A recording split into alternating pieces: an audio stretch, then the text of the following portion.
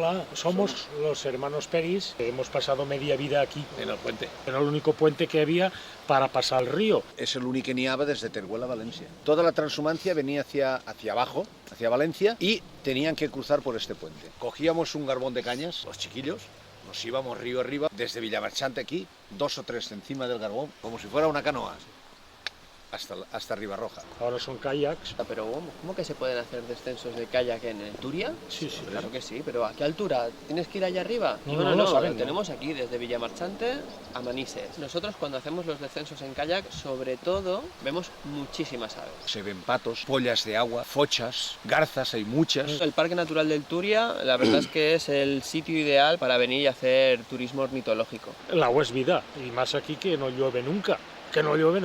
Pueden venir cuando quieran, que lo pasarán bien. Y sin paraguas.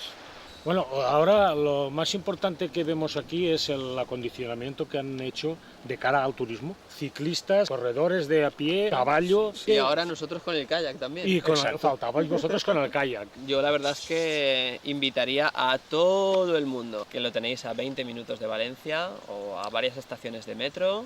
Puedes hacer senderismo, ciclismo, descensos en kayak, montar a caballo, pescar. Les invitamos a toda la gente de Valencia y de España que pasen por Ribarroja porque es que van a disfrutar.